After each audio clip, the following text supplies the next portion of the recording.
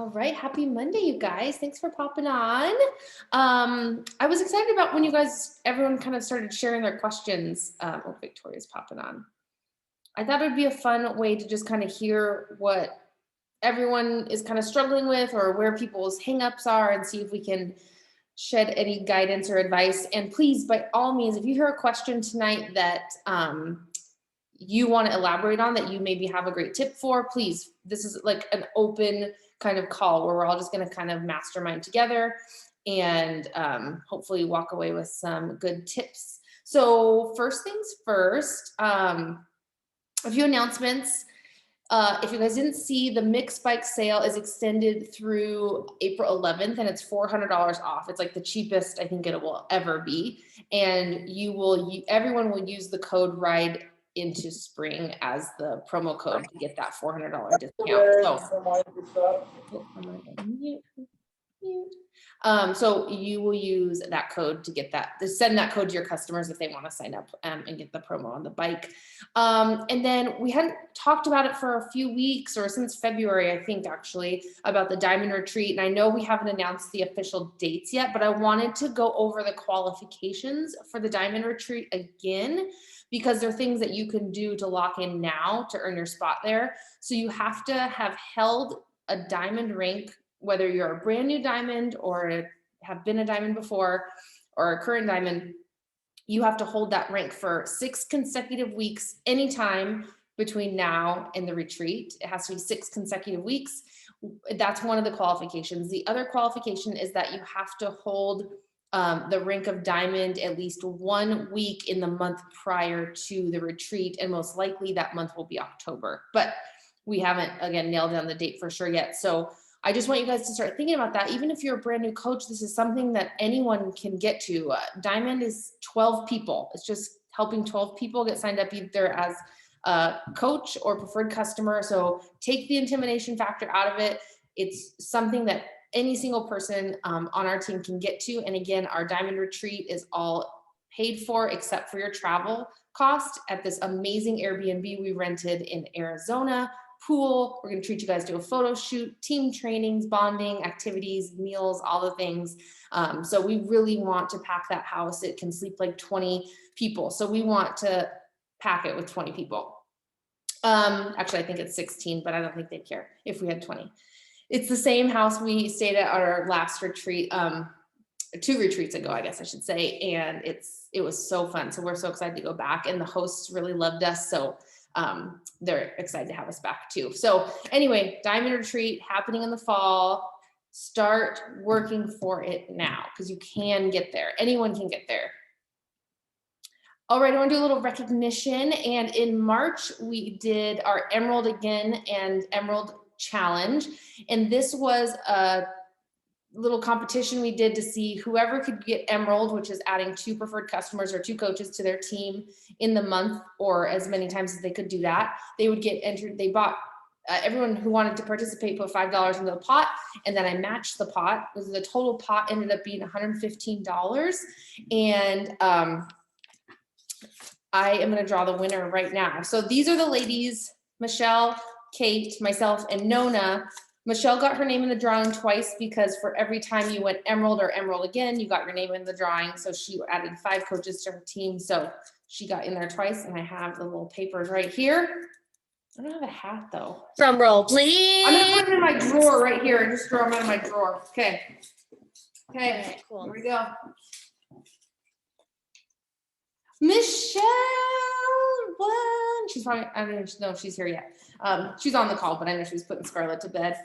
All right, Michelle, nice work. Well deserved. She busted her butt last month and added 5 coaches to her team. So I'm super proud of her and all of you guys for pushing. And there was many of you who added at least 1 team member, 1 preferred customer or coach, and that's incredible too. So congrats, Michelle, and congrats to you ladies for working hard all month long in March. Okay, to the Q&As. So I kind of took the questions that were posted on the team page when I asked yesterday, and I was just going to go through them.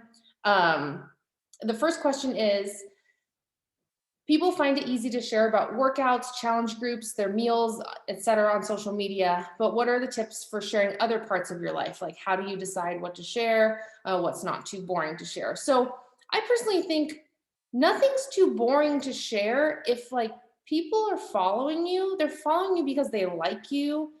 There's something about you that interests them, whether it's something really mundane or it's something about your workouts or how you live your life. I find that the most mundane things are what I think are mundane, me sharing. Like today, I talked about how I couldn't find boys' clothing anywhere. It's just really hard to shop for like kid boys because there's just not a lot of options. And you wouldn't believe the amount of messages I got from people. And I was just sitting in my car in the Target parking lot, and I almost didn't even post that or get on my phone at that time. But I got so much interaction. From that post, and I thought it was just such a stupid thing. I actually thought like, oh, I haven't been on my stories today, I better show my face and say something. So I don't think that there's anything that's too boring. I do think that there's a fine line between sharing stuff that then ends up being boring because you're sharing so much stuff. Like leave a little intrigue for your viewers. Like don't show them everything. Oh, I think someone's popping on. One sec. Oh, Michaela, I think got bumped out. So don't like show them just you putting on your shoes every single day or like everything in between, brushing your teeth, whatever. But I think there's something to be said about like the things that make up your life and sharing that. So, and on the flip side, I think it's also hard for people, especially if they're newer coaches, to share about their workouts and their challenge groups and what they have going on. So if that's the case for you, I just want to encourage you. Oh, Michaela. I just want to encourage you, just start breadcrumbing. It doesn't have to all of a sudden be that people notice on your social media, like, oh, she's doing something new. Just start sharing about your workouts, share what you're eating, share about your shake, share about how your life is busy, but you still made time to show up for yourself in your workouts. But I really don't think there's anything too boring to share. It's amazing what people find interesting on your social media. And that's why social media is such an interesting platform for us. So I don't think there's anything too boring that you could share. That's just my piece of advice on that one. This is a great one. After you send an invite to someone, how do you respond to questions or even get the courage to open the response? I know exactly what this person is referring to because I still do this.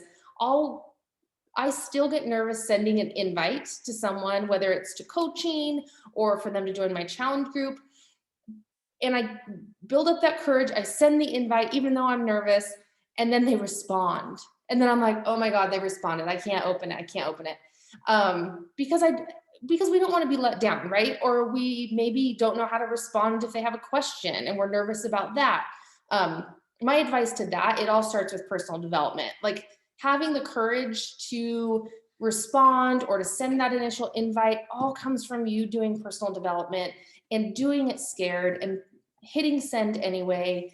If I'm still scared 7 years later to send an invite, but I do it anyway, that's just proof that you can do it too.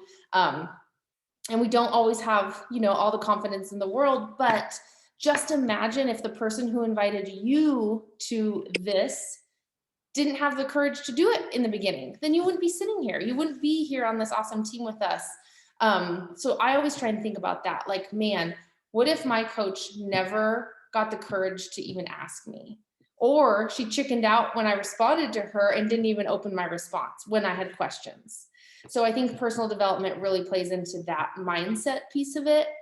And then when it comes to responding to people's questions, use our team, you guys. That's why we have a team. I always say coaching is a team sport because it truly is. You can literally copy and paste a text thread you have with someone, post it on the team page and just say, how do I respond to this? We have coaches in our team from all time zones across the US and Hawaii. And I don't know if we have any UK people yet, but likely that you will get a response pretty quickly, especially because we have a lot of veteran coaches on our team who know the answers or who know how to respond to a question. So never be intimidated to respond to someone because you don't know all the answers, or don't be so intimidated to even invite someone because you're like, okay, well, I'm going to invite them. I'm a brand new coach. I'm going to invite them to my challenge group. And I don't even know what to say back to them when they respond. That's okay. You get better at inviting by inviting, and you get better at those conversations by having those conversations. But if you're not inviting and you're not responding to messages, you're never going to get better at it. So my advice is utilize the team, get your mindset right with personal development so you don't let the fear of rejection or fear of failure get in your way from even starting a conversation with someone. So that's my best advice on that one. Kenzie, I was going to add something to that too. Please. I was just going to say, like the fear of opening the response. I mean, if you think about it, there's really 4 outcomes. They either don't respond, they say yes, great. They say no, which also great, because most times when you invite people, they're going to say no before they say yes anyways. And the 4th is they're going to say something rude, which I feel like I don't get very often, so I don't worry about. But just remember, when it comes to the response, like what they say back has no reflection on you. You did your job and you invited them and you've planted the seed. So when you get a no, just think like, no, not right now. But I feel like the majority of people that say yes to me, we've talked many, many, many times in the past, and I've invited them multiple times. And so just because they say no doesn't mean that's it. The bridge is burned. You've planted the seed and they're probably going to come back around. Absolutely. I liked the quote. I've heard this quote before, but it's be attached to the action and not the outcome. So don't be so attached to the outcome of your invite, like McKenna was saying, just be attached to the action of actually sending it and start from there. So I think that's, yeah, perfect advice about what to expect when people respond to you. What do you post on stories when you feel like you have nothing to share? This kind of goes back to my first point, that same topic of like nothing's too mundane to share. But my other piece of advice to this is if you don't have anything to post, then don't. Like, it's okay to be off stories for 24 hours. And in fact, your, people are hopping on, your, affinity and your views will actually go up if you are off stories. If you've ever noticed that you've taken like a little break from posting to your stories, and then all of a sudden you post and you see your views are up like super high, that's actually a great technique to use when you feel like you're not getting as much traction to your stories. Or I'll do this when I'm working and I let people know that I'm going to be working like a couple nights in a row, and then I come back, and usually when I come back, when I know my views are going to be high, then I blast an invite or I blast some stories about my next challenge group because I know those are going to get a lot of views. And then that way it kind of helps me get more traction with those invite posts and those invite stories. So that's kind of my best advice. If you don't have anything to post, don't post it. Like, don't just feel like you have to post something to post, even though I just said I did that this morning with my boys' clothes dilemma, but you know what I'm saying? Like, don't feel like you just have to throw something up there if you really just don't feel like being on your stories that day. So, but again, don't let it go multiple days without showing up and showing your face. Oh, and I will go back to the questions in the box, in the comment chat box when you guys have them. And if anything pops up during this, feel free to pop them on there. How do you get back to being consistent when you feel like you've failed so much, like saying I jump back in and then not showing up so many times over and over again? That's a great question. And I have actually been talking about this exact topic to a bunch of coaches recently because they'll say, I took a little bit of a break and now I don't know how to get back. And one conversation I was having with someone on our team, I said, what about, I actually have 2 trains of thought when it comes to this. So I'm gonna share both of them. The first thing is announcing that you're having, like, maybe you've been away and maybe you've been off your game, maybe you completely fell off the wagon in your coaching business or in your own health and fitness, and you're embarrassed to jump back in. Put that at the forefront. When you do show up again, say, I'm having a grand reopening. Here's what I'm going to be doing. I'm starting this workout program. It's 21 days for 30 minutes a day. Who wants to do this with me? Did you fall off the wagon too? And it's okay to say, like, I'm embarrassed to even say I fell off the wagon because I'm supposed to be a health and fitness coach, for God's sake. But we're all human and people are going to relate to that a lot more than someone who's showing up with their six pack every day. Not to say that I want everyone to fall off the wagon just so they can get back on it, but you know what I'm saying? Be relatable. Don't try and come off like you're perfect. And to be honest, a lot of people, we think people pay attention a lot more than they actually do to us. So we give ourselves way too much credit that we think that everyone is focused so much on us with all the other things going on social media that they're going to sit there and think, oh, well, Kinsey hasn't been posting her workout videos the last 3 weeks. She must not be coaching anymore.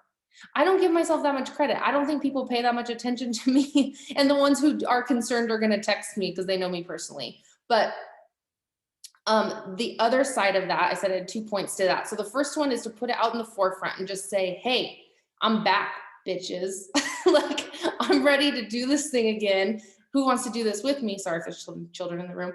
And then the other side is don't even say anything and just come back. Just where you left off, like pick up right where you left off. I don't think you even, like I said, people aren't paying that much attention to even notice. So you could literally, if you haven't been around for 6 months, just say, act like nothing changed. Like nothing changed here. I'm still doing my thing. Who wants to join me? So you could do either, and I think they're both great ways to kind of jumping back in.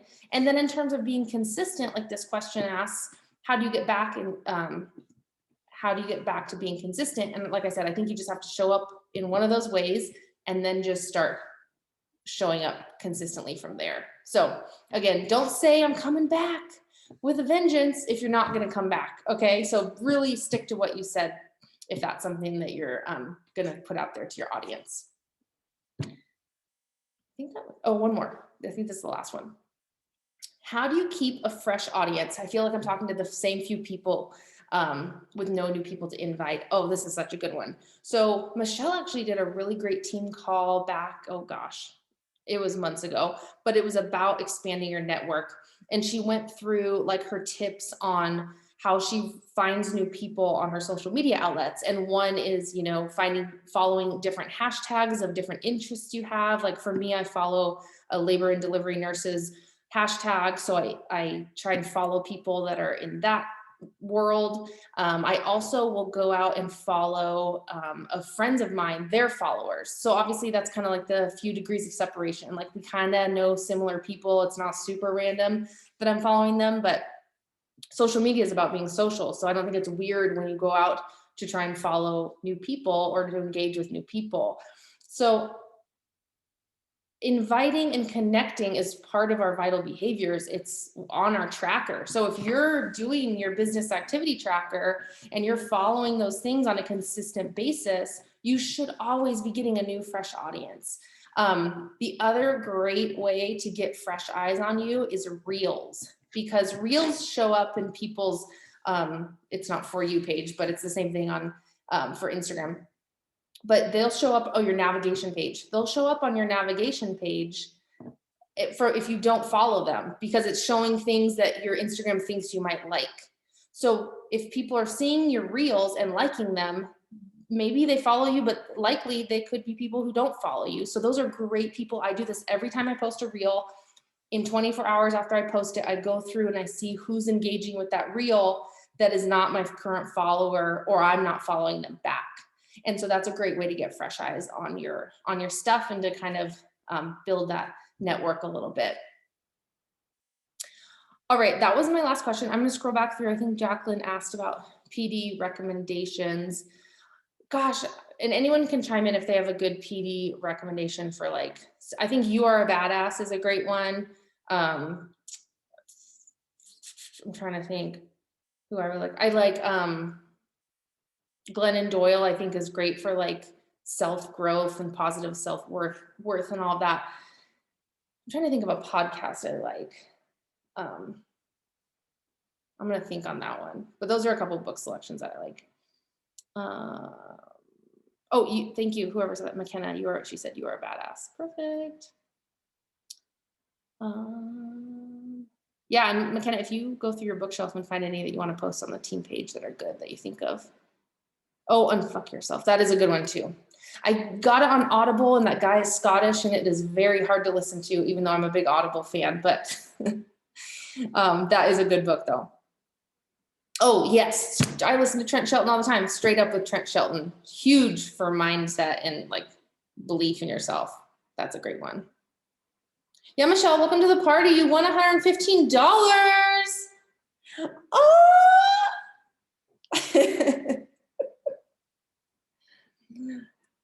So if you guys want to like unmute yourself, if you have other questions or other things you want to build on what I was talking about, you're welcome to. Oh, Tessa has a question. How to find new people when you don't have a big following? She's shy. She's not shy. I think you just got to go out and start talking to people. I think we're in a network business. We're in a social business. So I think you just have to get brave. I was just talking about this with Kelly, and we're talking about how like I feel like a lot of people are not wanting to be on devices as much, and as much as we were in like COVID and pandemic time and quarantine, I think people now are really wanting to be back around people. So I've been even trying to like figure out ways, like obviously I live in a new area, this is still new to us, the ways I can network better with people that are local. Like I'm in a local moms group here, and setting up like, they set up like meet and greets or happy hours or play dates, and really getting yourself just out there and meeting new people. And Tessa, this is true for you too, because I know you've recently moved, but just getting out, connecting with new people. Kelly was saying how Kelly has the clothing brand Fit 36. And she was saying how interesting it's been to go to these networking events where she has to really talk to people and share about her brand and, connect with other business owners. And it takes me back to like, that's how things always used to be. And I think that's where people are kind of wanting to be now, because we've been stuck inside behind screens, and people are really wanting human connection more than ever. But that was just something that I was recently talking to her about. So, and I think, oh gosh, I heard the best thing about not having a big following. Like I was just listening to something with Josh Coates, and he's also another great podcast to listen to. But he said people go and look at his following. He has like 115,000 people that follow him on Instagram, and assume that he's successful because of his following. But in fact, he has a big following because he's successful, because a lot of people that follow him are just coaches. He's kind of like a coach for Beachbody Coaches, kind of like a life coach, but he built that following through having his success, through his networking, and through his growth in his business. So don't always assume that because you see someone with a huge following, meaning that they're successful, they're getting all this extra traction because they have this huge following. Likely they became successful at what they were doing and built that following along the way. So I just thought that was interesting when he said that, because it's very, very true. Anything else, you guys?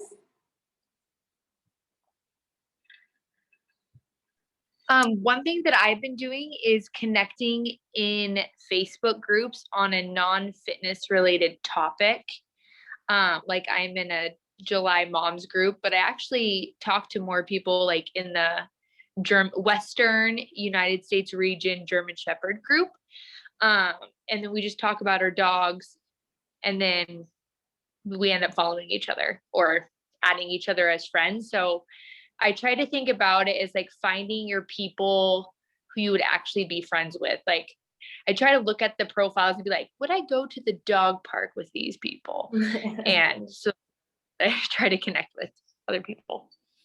Yes, that is such good advice. And, we're all curious, stalkerish kind of people. So once you're friends with someone in a mom group or a dog group, you're going to follow them. You're going to be like, I know this girl just followed me the other day, sent me a friend request. And I was like, who is she?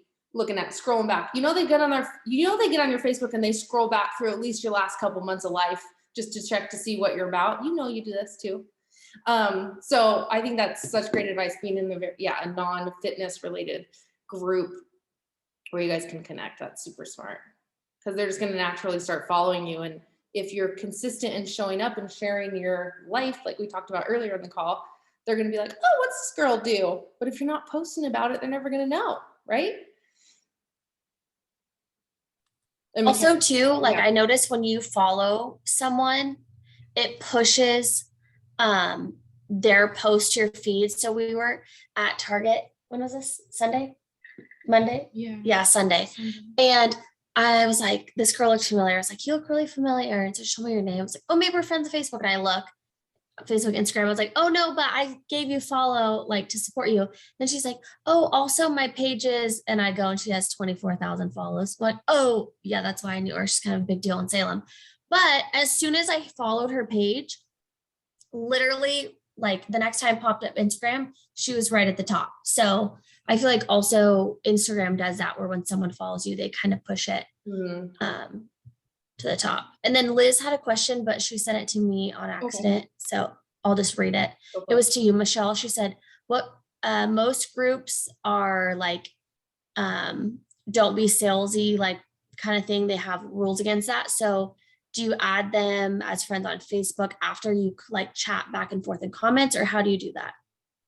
That's a good question. Yeah, a lot of them have. I have been kicked out of a group a time or two because I have posted something that's more like on the fitness related side.